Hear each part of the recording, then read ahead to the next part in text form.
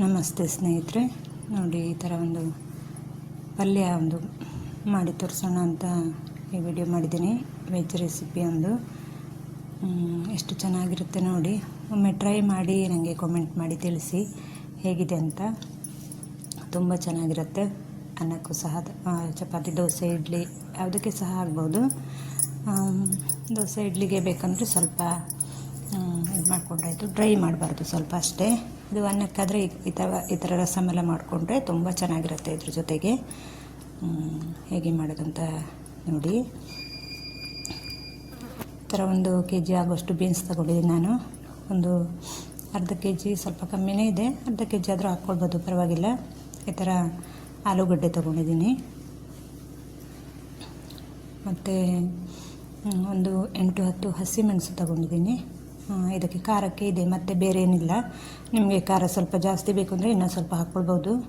ನಮ್ಮಲ್ಲಿ ಮಕ್ಕಳು ಎಲ್ಲ ಖಾರ ತಿನ್ನಲ್ಲ ಜಾಸ್ತಿ, ಅದಕ್ಕೆ ಸ್ವಲ್ಪ ಕಮ್ಮಿನೇ ಹಾಕ್ಕೊಳ್ತೀನಿ ನಾನು. ಈ ಥರ ನೋಡಿ. ಟೊಮೊಟೊ 2, ಈರುಳ್ಳಿ 2 ಮತ್ತು ಸ್ವಲ್ಪ ಬೇವಿನ ಎಲೆ. ಈರುಳ್ಳಿ ಎಲ್ಲ ಸ್ವಲ್ಪ ಜಾಸ್ತಿ ಹಾಕಿದ್ರೆ ಚೆನ್ನಾಗಿರುತ್ತೆ. ಇನ್ನೂ ಒಂದು ಹಾಕ್ಕೊಳ್ಬೋದು ನೀವು ಬೇಕಾದರೆ, ಅದೇನು ಪರವಾಗಿಲ್ಲ.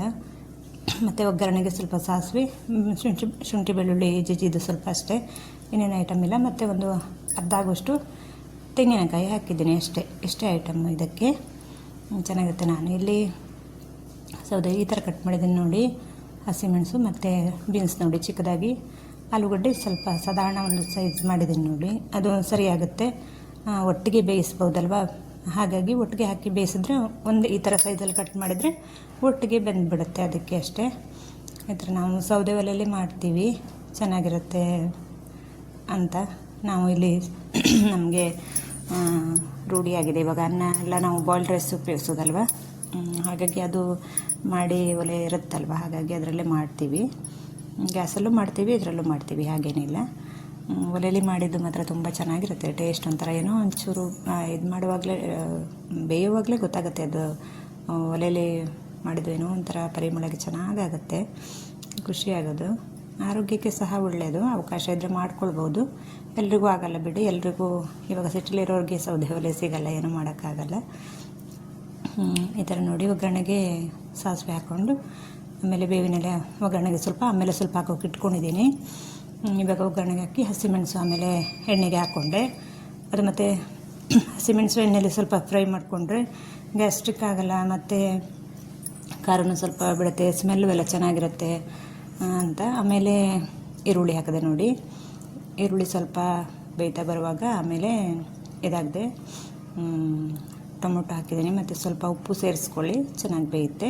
ಟೊಮೊಟೊ ಹಾಕಿ ಸ್ವಲ್ಪ ಉಪ್ಪು ಹಾಕಿದರೆ ಈ ಥರ ನೋಡಿ. 2 ಈರುಳ್ಳಿ 2 ಟೊಮೊಟೊ ಹಾಕಿದ್ದೀನಿ ನಾನು.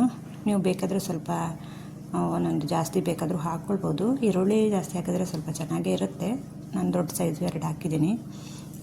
ಇವಾಗ ಸ್ವಲ್ಪ ಉಪ್ಪು ಹಾಕಿದ್ದೀನಿ. ಆಮೇಲೆ ತರಕಾರಿ ಎಲ್ಲ ಹಾಕಿ ಬೇಯುವಾಗ ಮತ್ತೆ ಉಪ್ಪು ಹಾಕ್ಕೊಂಡ್ರಾಯ್ತು. ಮತ್ತು ಸ್ವಲ್ಪ ಎಣ್ಣೆ ಸ್ವಲ್ಪ ಜಾಸ್ತಿ ಹಾಕ್ಕೊಂಡಿದ್ದೀನಿ ನಾನು, ತೆಂಗಿನ ಎಣ್ಣೆನೇ ಹಾಕಿದ್ದು. ಈ ಥರ ಸ್ವಲ್ಪ ಅರಿಶಿಣ ಪುಡಿ ಹಾಕ್ಕೊಂಡೆ ನೋಡಿ. ನಾನು ಎಲ್ಲ ಅಡುಗೆಗೆ ಸ್ವಲ್ಪ ಅರಿಶಿಣ ಪುಡಿ ಉಪಯೋಗಿಸ್ತೀನಿ. ತರಕಾರಿ ಆಗಲಿ, ನಾನ್ ವೆಜ್ಗೆ ಅಂತೂ ಹಾಕಬೇಕು ಬಿಡಿ, ತರಕಾರಿ ಹಾಕ್ಕೋತೀನಿ, ಅಂದರೆ ಆರೋಗ್ಯಕ್ಕೆ ಒಳ್ಳೆಯದು ಅಂತಾರಲ್ವ. ಹಾಗಾಗಿ ಈ ಥರ ಶುಂಠಿ ಬೆಳ್ಳುಳ್ಳಿ 2 ಸೇರಿಸಿ ಜಜ್ಜಿ ಇಟ್ಕೊಂಡಿದ್ದೀನಿ. ನೀವು ಪೇಸ್ಟ್ ಆದರೂ ಹಾಕ್ಕೊಳ್ಬೋದು. ನಾನು ಈ ಥರ ಜಾಸ್ತಿ ಅಡುಗೆಗೆ ಹೀಗೆ ಜಜ್ಜಿನೇ ಹಾಕ್ತೀನಿ, ನನಗೆ ಅದೇನೋ ಒಂಚೂರು ಟೇಸ್ಟು ಕಾಣಿಸೋದು, ಹಾಗಾಗಿ. ಮತ್ತು ಎಣ್ಣೆ ಸ್ವಲ್ಪ ಜಾಸ್ತಿ ಹಾಕಿದ್ದೀನಿ, ಯಾಕೆಂದರೆ ಅದು ಎಣ್ಣೆಲೆ ಬೇಯಿಸ್ತಿದ್ರೆ ಟೇಸ್ಟ್ ಚೆನ್ನಾಗಿರುತ್ತೆ. ನೀವು ಬೇಕಂದರೆ ಎಣ್ಣೆ ಜಾಸ್ತಿ ನಮಗೆ ಬೇಡ ಅಂತ ಅನ್ನೋರು ಸ್ವಲ್ಪ ನೀರು ಸೇರಿಸ್ಕೊಳ್ಬೇಕಾಗತ್ತೆ. ನಾನಿವಾಗ ಇದನ್ನು ಎಣ್ಣೆ ಚೂರು ಜಾಸ್ತಿ ಹಾಕಿರೋದಕ್ಕೆ ತರಕಾರಿ ಹಾಕಿ ಮಗ್ಚಿಬಿಟ್ಟು ಇವಾಗ ಸ್ವಲ್ಪ ಉಪ್ಪು ಹಾಕ್ತೀನಿ. ಹಾಗೆ ಮುಚ್ಚಿಬಿಟ್ರೆ ಆವಾಗ ಅದರಲ್ಲೇ ಎಣ್ಣೆ ಸ್ವಲ್ಪ ಜಾಸ್ತಿ ಹಾಕಿದ್ದೀನಲ್ವ, ಹಾಗಾಗಿ ಅದರಲ್ಲೇ ಬೆಂದ್ಕೊಳ್ಳುತ್ತೆ ಅದು. ನಿಮಗೆ ಬೇಡ ಎಣ್ಣೆ ಜಾಸ್ತಿ ಉಪಯೋಗಿಸೋಣ ನಾವಂದರೆ, ಇಲ್ಲಿ ಹಳ್ಳಿಲಿ ಏನು ಗೊತ್ತಾ, ನಾವು ಕರ್ದಿದ್ದು ಅದು ಇದು ಅಂತ ಜಾಸ್ತಿ ಏನು ತಿನ್ನೋದಿಲ್ಲ ಅಲ್ವಾ. ಹಾಗಾಗಿ ಅಪರೂಪಕ್ಕೆ ಈ ಥರ ಎಲ್ಲ ಜಾಸ್ತಿ ನಾವು ಡೈಲಿ ಏನು ಮಾಡ್ಕೊಂಡು ತಿನ್ನಲ್ಲ ಎಣ್ಣೆದು. ಹಾಗಾಗಿ ಒಂದು ಸಾರಿ ಮಾಡುವಾಗ ಸ್ವಲ್ಪ ಟೇಸ್ಟ್ ಚೆನ್ನಾಗಿರುತ್ತೆ ಅಂತ ಸ್ವಲ್ಪ ಎಣ್ಣೆಲೇ ಬೇಯಿಸಿ ಎಲ್ಲ ಮಾಡ್ತೀವಿ. ನಿಮಗೆ ಬೇಡ ಅಂದರೆ ಸ್ವಲ್ಪ ಎಣ್ಣೆ ಕಮ್ಮಿ ಹಾಕಿ ನೀರು ಜಾಸ್ತಿ ಹಾಕ್ಕೊಳ್ಳಿ, ಚೆನ್ನಾಗಿರುತ್ತೆ. ಈ ಥರ ನೋಡಿ. ಕಾಯಿ ತುರಿದಿಟ್ಕೊಂಡಿದ್ದೀನಿ ಫಸ್ಟೇ, ತೆಂಗಿನಕಾಯಿನ ನೀವು ಒಂದು ಅರ್ಧ ಆದರೂ ಹಾಕ್ಬೋದು, ಬೇಕಾದರೆ ಸ್ವಲ್ಪ ಕಮ್ಮಿನೂ ಹಾಕ್ಬೋದು, ಜಾಸ್ತಿನೂ ಹಾಕ್ಬೋದು, ಅದೇನು ಪರವಾಗಿಲ್ಲ. ಅದನ್ನು ಹಾಕಿ ಮುಚ್ಚಿಟ್ಟೆ ನೋಡಿ. ಅದೇನೋ ಫಸ್ಟೇ ಹುರಿದುಕೊಳ್ಳಲಿಲ್ಲ, ಇದರಲ್ಲೇ ಫ್ರೈ ಮಾಡಿಕೊಂಡೆ. ಇವಾಗ ಸ್ವಲ್ಪ ಬೇವಿನ ಎಲೆ ಹಾಕಿ ಆಯಿತು, ಇಷ್ಟೇ ನೋಡಿ. ಇದು ಸ್ವಲ್ಪ ಹೊತ್ತು ಕಾಯೆಲ್ಲ ಹಾಕಿ ಮುಚ್ಚಿ ಸ್ವಲ್ಪ ಒಂದು 10 ನಿಮಿಷ 20 ನಿಮಿಷ ಬಿಡಬೇಕು. ಈ ಥರ ಇಷ್ಟು ನೋಡಿ ತುಂಬ ಚೆನ್ನಾಗಿರುತ್ತೆ. ಎಣ್ಣೆಲೆ ಬೇಯಿಸಿದ್ದಾದರೆ ಸ್ವಲ್ಪ ಟೇಸ್ಟ್ ಇನ್ನೂ ಚೆನ್ನಾಗಿರುತ್ತೆ. ನೀರು ಹಾಕಿದರೆ ಸ್ವಲ್ಪ ಚೇಂಜ್ ಆಗುತ್ತೆ. ನಿಮಗೆ ಚಪಾತಿಗೆ, ದೋಸೆಗೆ, ಇಡ್ಲಿಗೆಲ್ಲ ಬೇಕಂದರೆ ಸ್ವಲ್ಪ ನೀರು ಹಾಕಿ ಮಾಡ್ಕೊಳ್ಬೋದು. ಸ್ವಲ್ಪ ಡ್ರೈ ಬೇಕಂದರೆ ಹೀಗೆ ಮಾಡ್ಕೊಳ್ಬೋದು. ಅನ್ನಕ್ಕೆ ಇದಕ್ಕೆ ರಸಮ್ ಮಾಡ್ಕೊಂಡಂತೂ ತುಂಬ ಚೆನ್ನಾಗಿರುತ್ತೆ. ವೈಟ್ ರೈಸ್, ಬಾಲ್ಡ್ ರೈಸ್ ಎಲ್ಲದಕ್ಕೂ ಚೆನ್ನಾಗಿರುತ್ತೆ. ಹೇಗಿದೆ ಅಂತ ಒಂದು ಕಾಮೆಂಟ್ ಮಾಡಿ ತಿಳಿಸಿ. ನನ್ನ ಚಾನಲ್ನ ಸಬ್ಸ್ಕ್ರೈಬ್ ಮಾಡ್ಕೊಳ್ಳೋದೇ ನೋಡ್ತಾ ಇದ್ದರೆ ಸಬ್ಸ್ಕ್ರೈಬ್ ಮಾಡ್ಕೊಂಡು ನೋಡಿ, ಲೈಕ್ ಮಾಡಿ, ಶೇರ್ ಮಾಡಿ. ಧನ್ಯವಾದಗಳು ಇಷ್ಟೊತ್ತು ವಿಡಿಯೋ ನೋಡಿದ್ದಕ್ಕೆ.